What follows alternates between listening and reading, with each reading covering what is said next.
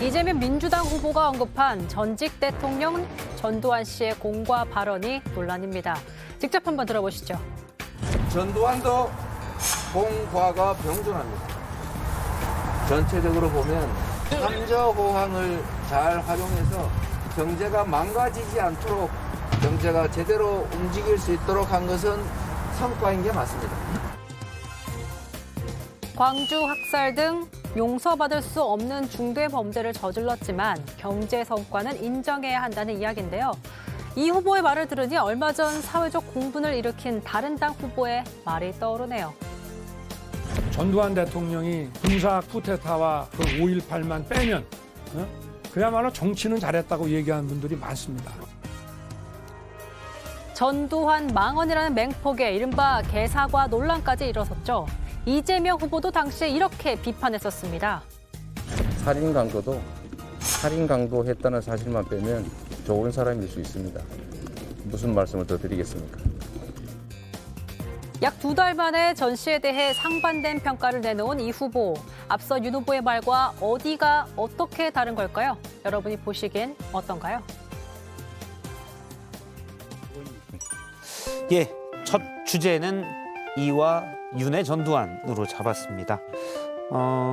사실은 지난번에 윤의 전두환은 많이 다뤘기 때문에 이재명 후보 얘기가 중심이 될 것 같은데 심상정 정의당 후보가 내로남불이다라고 했습니다. 앞에 희대가 붙었고요. 그다음에 안민석 민주당 의원은 윤석열 후보 발언과 결이 다르다라고 했는데 어떻습니까? 결이 다른가요? 저는 잘 이해가 안 돼서. 저도 처음에 들었을 때는 야 이게 뭐지? 이렇게 느꼈습니다. 사실은 처음에는. 그러니까 이제 기사라든지 뭐 여기에는 이제 헤드라인만 올라오니까 헤드라인만 보고서는 야 이게 큰 말실수한 게 아닌가 이렇게 느꼈는데 근데 그 전문을 다 보니까 뭐 이해 못할 만한 발언은 아니다 이런 생각이 들더라고요. 예를 들면 우리가 한 인물에 대한 역사적 평가를 할 때는 이념적 스펙트럼 또는 진영의 논리에 의해 가지고 공을 크게 이야기하면서 과를 손톱만큼 이야기하거나 아니면 과를 크게 이야기해놓고 공을 손톱만큼 이야기하거나 대체적으로 그렇잖아요. 그런 측면에서 이제 전두환 씨에 대한 역사적 평가나 이런 부분에 대한 그 이재명 후보의 생각은 이미 국민들이 다 알고 있습니다. 과를 크게 설명을 해놨고 돌이킬 수 없는 역사의 죄인으로 이미 그 뭐 다 해놨죠. 그 중에 이제 우리가 그 굳이 부인하고 싶어도 부인할 수 없는 부분이 있잖아요. 예를 들면 1986년에서 88년까지 역사상 유례가 없는 초호황기를 누렸거든요. 그때 삼저 호황이 있었지 않습니까? 저달러, 저유가, 저물가 이 삼저 때문에 유례 없는 호황을 누렸는데 그거는 이제 그때 당시에 경제 통계라든지 데이터를 통해서 정확하게 우리가 알 수 있는 거거든요. 그래서 과를 크게 이미 규정을 해놓고 그중에 경제적 지표라든지 이런 부분을 가지고 이야기를 한 것이기 때문에 이것이 뭐 크게 이전에 윤석열 후보처럼 뭐 개사과 논란으로 번진다든지 지금 그러고 있지는 않다 이렇게 일단 봅니다. 뭐 결코 국민이 맡긴 총칼로 국민 생명을 해치는 행위. 이건 이제 5.18 민주화 운동에 대한 이 진압이었죠. 중대 범죄다. 그래서 결코 존경할 수 없다라고 전제를 했지만 일단 경제 성과는 좋았다라고 한 말 가지고 논란이 되고 있습니다. 김 의원님은 어떻게 보십니까? 글쎄요, 뭐 전재수 의원님 평가하시는 게 있으니까 저는 따로 평가 안 드리려니까. 동의하시죠? 근데 어쨌든 좀 보기에는 그러니까 전라도 말로 거시기해요. 아, 거시기야. 예. 그 광주 5.18 묘역을 이재명 후보께서 가셨잖아요. 보면 거기 지금 이게 공식 묘역인 지금 신묘역이 있고 구묘역이라고 하는 민족민주열사 묘역이 있고 이제 구묘역 들어가는 초입에 보면 전두환 씨 그 방문 기념비가 이렇게 누워져 있잖아요. 땅바닥 속에. 거기 가서 일부러 발로 밟으셨잖아요. 보면.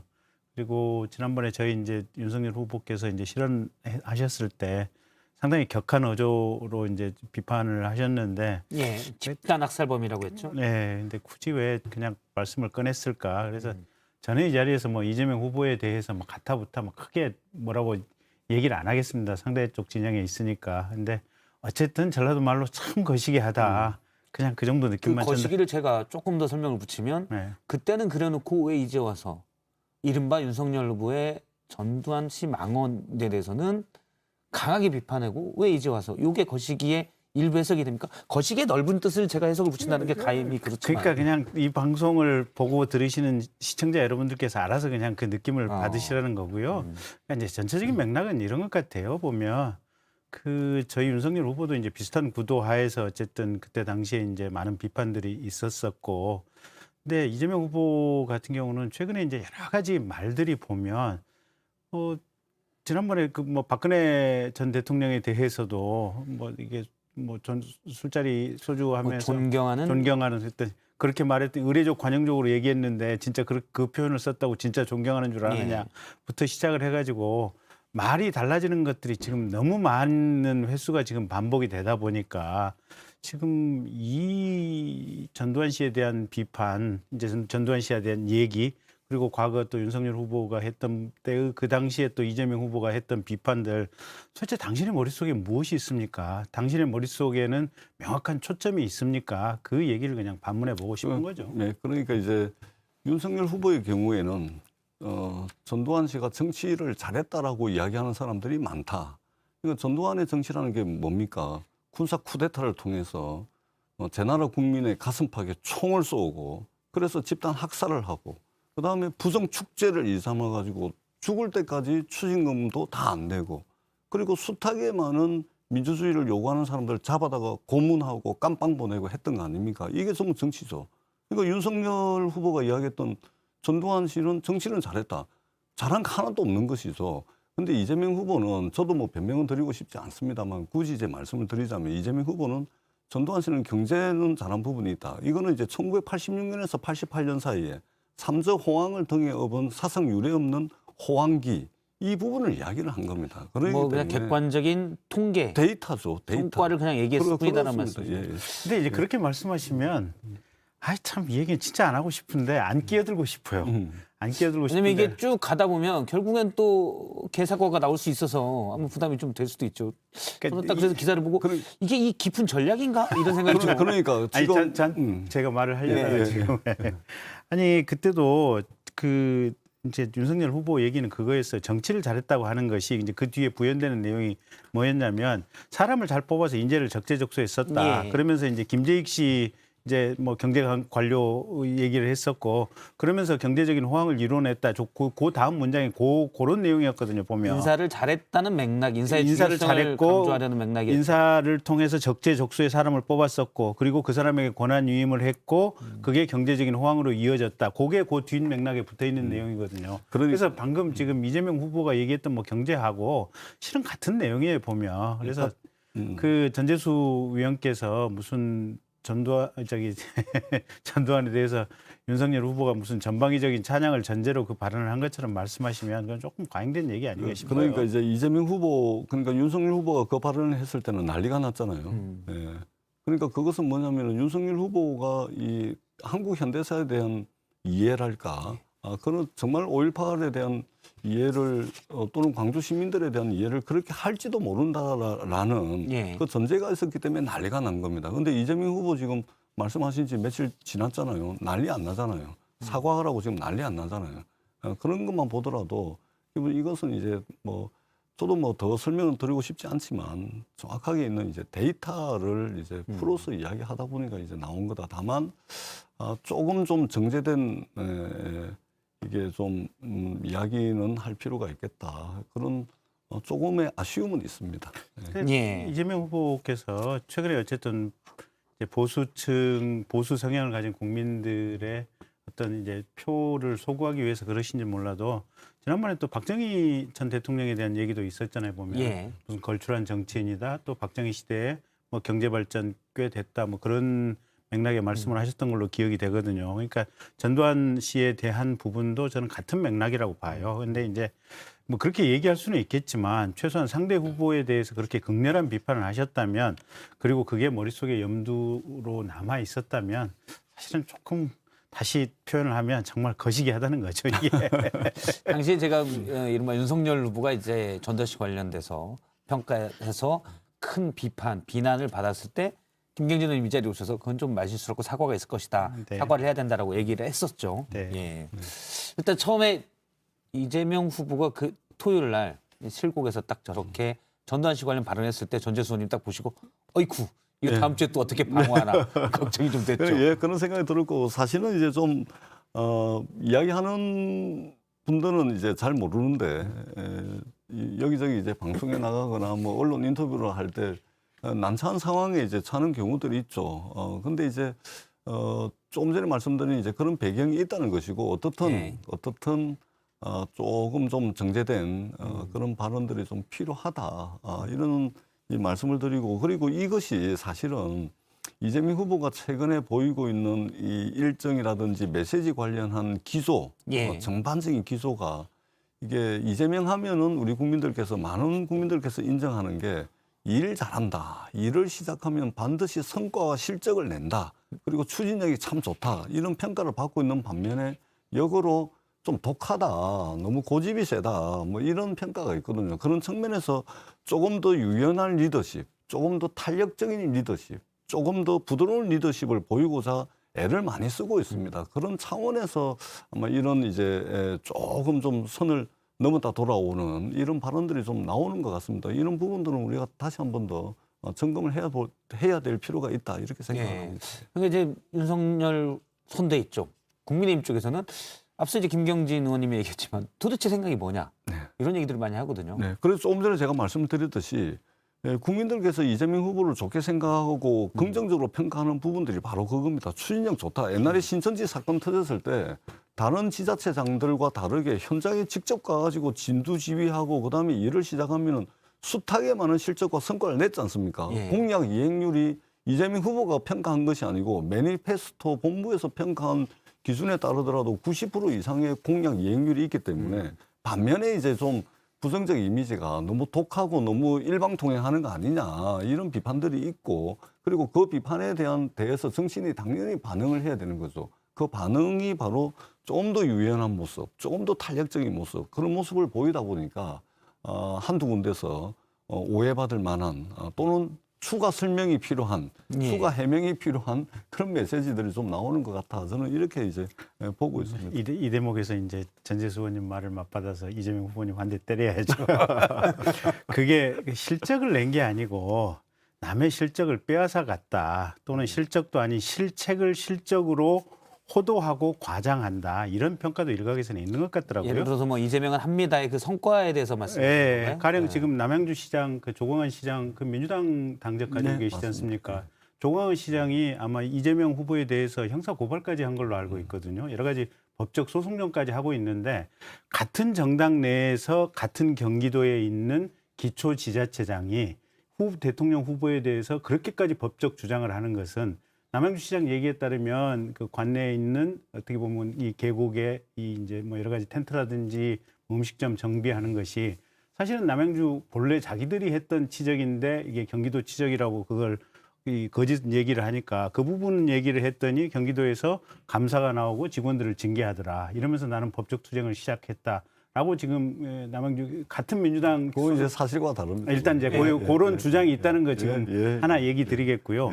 그다음에 대장동도 지금 그랬거든요. 처음에는 뭐 단군 이래에 이렇게 많은 돈을 환수한 최대의 치적이다라고 얘기를 했었는데 최근에는 이제 주변에 있었던 유동규 씨라든지 얼마 전에 이제 또 불교에 계기된 유한규 씨라든지 이런 측근들이 결국은 잘못을 저질렀고 그런 과정 속에서 1조 넘은 경실련 추정에 가면 1조 8천억이 되는 돈이 민간업자들에게 이게 어떤 불로소득으로 지금 돌아갔던 거 아니겠습니까? 그래서 실은 실적도 아니고 실책인데 자기 실적처럼 과장을 해서 하더라라는 것이 이재명의 본질이다. 뭐 이런 비판도 일각에서 있다. 이런 얘기를 제가 그냥 방송을 통해서 전달해 드리겠습니다.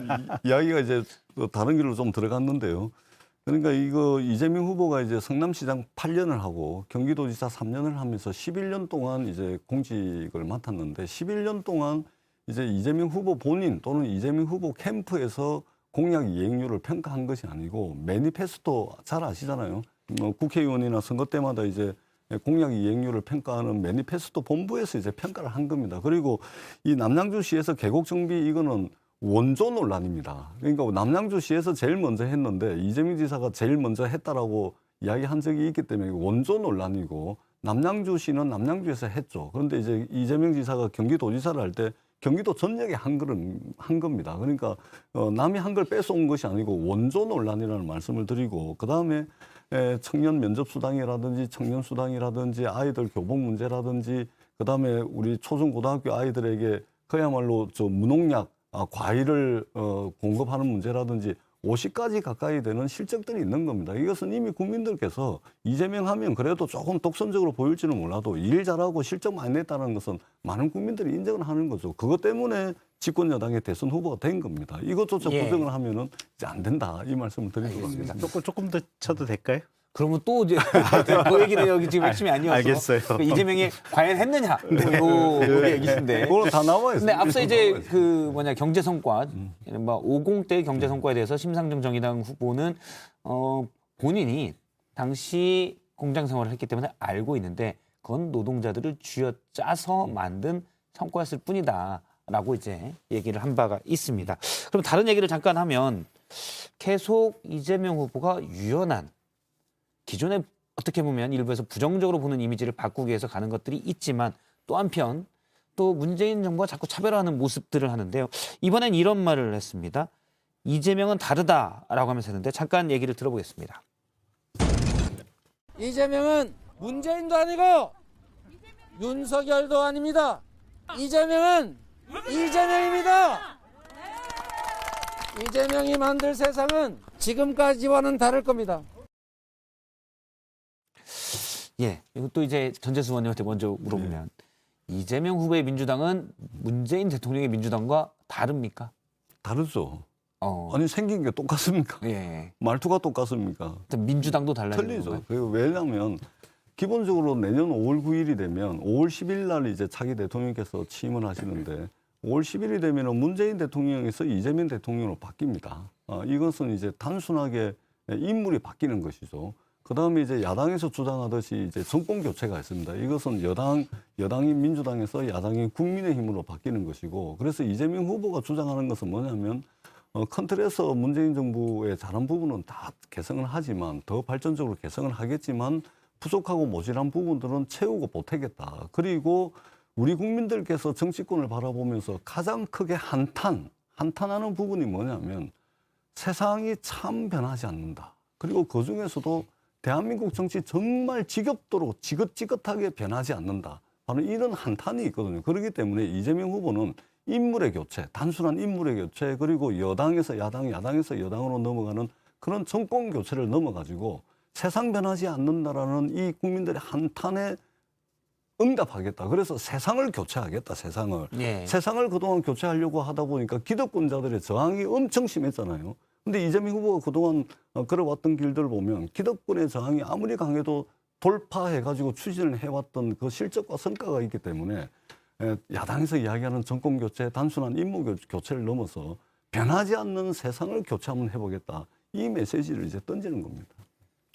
근데 이재명 이제 후보가 뭔가 좀 문재인 대통령, 문재인 정부하고 차별을 얘기하면서 탈원전이 아니라 감원전을 하겠다 얘기하거든요. 예. 근데 문재인 대통령 초기에 지금 탈원전 얘기 나왔었잖아요.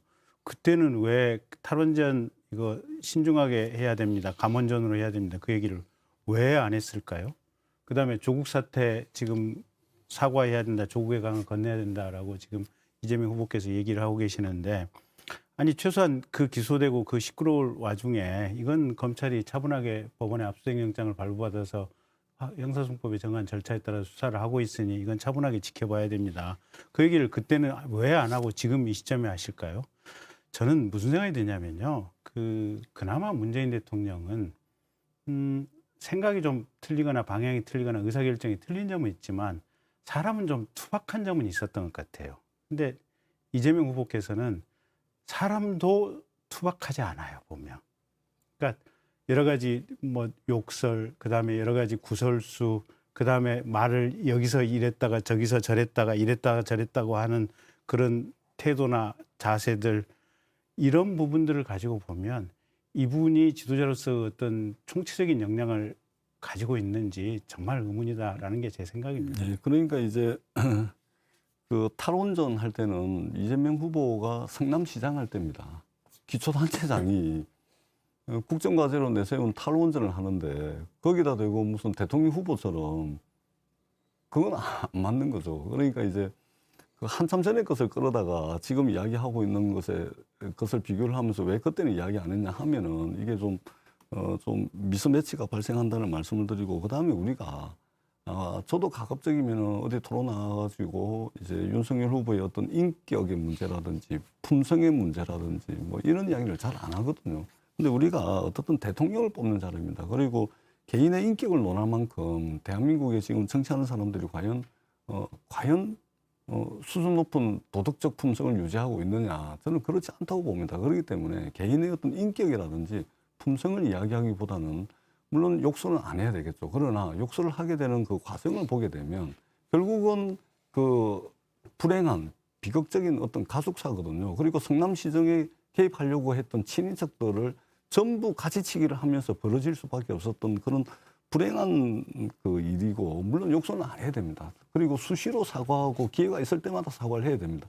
그러나 그런 것들을 가지고 이제 어떤 인격이라든지 품성을 이제 논하는 것은 제가 볼 때는 상당히 좀 이게 과연 이게 응당한지 그런 의문은 제가 가지고 있습니다. 그때 이낙연 후보님이 욕설을 했던가요? 또는 박용진 후보님이 욕설을 했던가요? 그럼 사과해야 됩니다. 예. 그러니까 예. 아니 그리고 또 이낙연 후보님이 가령 전남지사로 재직하던 중에 행정명령으로 정신병원 입원시킨 숫자가 아마 성남시장 재직 시에 뭐 지금 숫자가 뭐 열 몇 명인가 지금 나와 있는데, 이낙연 도지사로 재직 중에 행정명령으로 정신병원 입원시킨 숫자가 몇 명이나 되는지 저는 16명 안 될 거라고 보고 있거든요. 그래서 그런 과정들을 본다면 이재명 후보가 어떻게 보면 자치단체 장으로서 행정기관을 운영하면서 정말 여러 가지 문제가 많았다라는 점을 그냥 그러니까 그런 것들을 다 뒤집어 씌워서 그래서 이재명 후보는 인격적으로 문제 있다. 이렇게 가는 것은 그거 자체를 비판을 할 수 있습니다. 그리고 그 사과해야 될 부분 저 있다고 생각합니다. 그리고 이재명 후보도 실제 인생에서 가장 후회되는 일이 돌아가신 친형과 말하자면 화해를 못하고 세상을 떠나보낸 것을 가장 후회스럽게 이야기를 하지 않습니까? 기회가 있을 때마다 사과하고 저는 국민들께 용서를 구해야 된다고 생각을 합니다. 그러나 그런 일들을 후보에게 뒤집어서 씌워서 결국은 후보가 인격적으로 형편없는 사람이다. 품성이 아주 그냥 그 막가는 사람이다. 이런 식으로 나가버리면 이것은 정말 저는 이제 좀 악의적이다. 이제 그렇게 본다는 것입니다. 제가 전 의원님이 악의적이라고 하는 말씀하신 아니 뭐 김경진 의원님이 그렇다는 것은 아니고 예. 그 악의적이라고 묘사하신 짓을 한 번 더 해야겠어요. 아니 저는 이재명 후보님 관련해서 제일 이게 이해가 안 되고 사실은 이제 국민들께 뭐 이렇게 했으면 대목이 그 욕설 관련되는 부분인데요. 제가 아는 한 욕설이 2번이에요. 그러니까 녹취돼서 밖으로 나온 게. 그러니까 12년도에 한 번 욕설이 있었고 이게 18년도 경기도 지사 선거 할 때 이게 공개적으로 문제가 됐었던 걸로 알고 있어요. 그래서 그 형수께서 아마 이걸 뭐 시민단체가 어디 경찰에 가서 조사받고 하고 돌아가는 와중에 또 이재명 그때 당시에 지사 후보께서 전화를 해서 또 다시 욕설을 반복한 걸로 알고 있어요. 욕설 자체가 2번인 걸로 알고 있는데, 그럼 첫 번째 12년도에 한 번 했다 이러면 그건 사람이 살다 보면 실수할 수도 있고 화가 나면 정말 눈이 뒤집어지는 경우도 있으니까 있을 수도 있다고 그러지만 거기에 대해서 문제를 삼고 돌아가는 길에 또 욕설이 있었다. 이거는 글쎄 전 의원님 어떠세요? 뭐 저도 잘 이해 안 되는 측면이 있습니다. 그래서 사과를 해야 됩니다. 잘못한 겁니다. 사과를 해야 되고, 저는 이재명 후보가 어떤 계기가 주어지거나 기회가 주어졌을 때는 이 부분 10번이고 100번이고 사과해야 된다고 생각을 합니다. 그리고 지금도 이제 가슴에 근데 상당히 문제는 18년도 때도 사실은 그때 겉으로는 사과하면서 속으로는 그러셨던 거예요. 근데 이제 가슴에 아마 저도 개인적으로 이야기를 나눠봤는데 가슴에 상당히 이제 응어리가 져 있고, 근데 다만 이재명 후보의 이제 욕설 말씀을 이제 많이 하셨기 때문에 이것에 좀 거창하게 표현하자면 이재명 욕설의 역사적 기원 이걸 이걸 한번 보게 되면 이재명 후보가 성남시장이 됩니다. 시장이 되니까 그 친형님이 온 공무원들한테 전화를 합니다. 그래가지고 뭐 인사는 어떻고 보직은 또 어떻고 또 광국공사는 어떻고 막 개입을 하는 거예요. 그러니까 이재명 후보가 친형의 이름과 전화번호를 성남시청 공무원들한테 전부 공개를 해버립니다. 이 사람 전화를 받으면 당신들 불이익을 받을 거다. 그러니까 전화 받지 말아라. 이래 보니까 이 친형이 이 전화가 다 끊긴 거예요. 그래가지고 엄마한테 찾아간 거예요.